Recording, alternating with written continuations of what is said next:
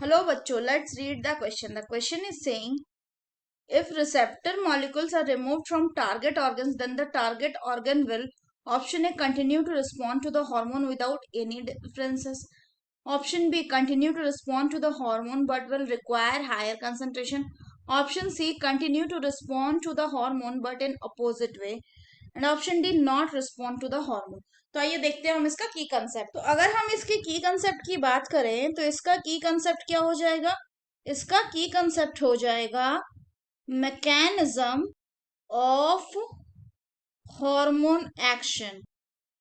तो अगर हम हार्मोन एक्शन के मैकेनिज्म की बात करें तो जो हार्मोन का रिसेप्टर्स होते हैं वो दो तरह के होते हैं। कौन कौन से? एक होते हैं इंट्रासेलुलर रिसेप्टर, यानी जो सेल के अंदर प्रेजेंट होते हैं, और दूसरा होते हैं cell membrane receptor. Cell membrane receptor. तो अगर हम बात करें इनके एक्शन की तो चाहे इंट्रासेलुलर रिसेप्टर हो या सेल मेम्ब्रेन रिसेप्टर हो, दोनों ही किससे काम करता है? तो मान लीजिए कोई हार्मोन है, ये कैसा हार्मोन है? ये मान लीजिए ऐसा हार्मोन है जो सेल सरफेस रिसेप्टर से बाइंड करता है। मान लीजिए फॉर एग्जांपल FSH, तो ये बाइंड करेगा अपने रिसेप्टर से।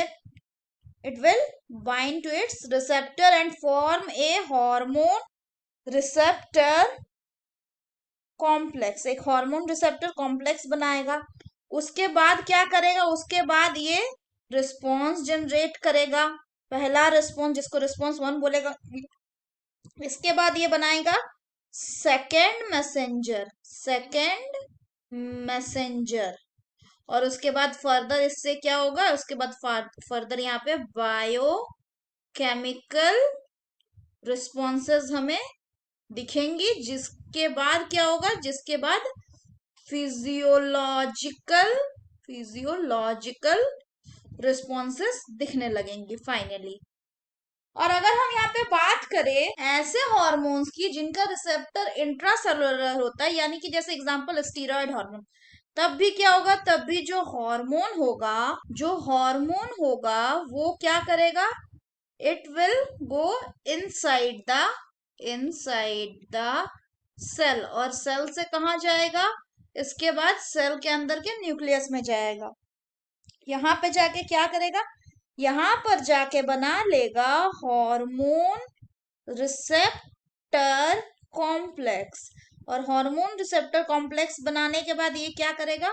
इसके बाद ये DNA का ट्रांसक्रिप्शन करवा के RNA बनाएगा एंड RNA का ट्रांसलेशन करवा के प्रोटीन बनाएगा। और ये जो प्रोटीन होगा यही फर्दर क्या दिखाएगा? ये फिजियोलॉजिकल रिस्पॉन्स शो करेगा।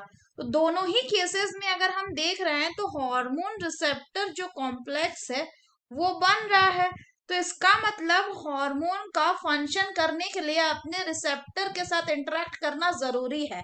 अगर कोई हार्मोन है और हम उसके रिसेप्टर को रिमूव कर देते हैं तो क्या हो जाएगा? उसके रिसेप्टर को रिमूव कर देने से उसका जो एक्शन होगा वो नहीं हो पाएगा।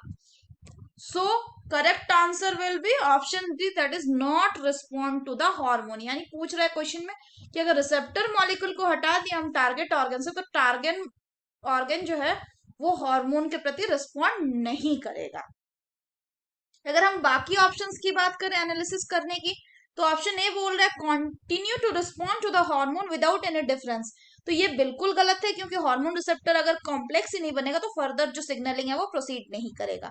दूसरा पूछ रहा है continue to respond to the hormone but will require higher concentration. ये भी गलत है, क्योंकि हार्मोन रिसेप्टर कॉम्प्लेक्स के बनने की का जरूरत है ताकि फर्दर सिग्नलिंग हो पाए। Continue to respond to the hormone but in opposite way, ये गलत है, ये बेकार की बात है, ऐसा कुछ नहीं होता। So that's all for the question बच्चों। Hope you understood it well. Best of luck.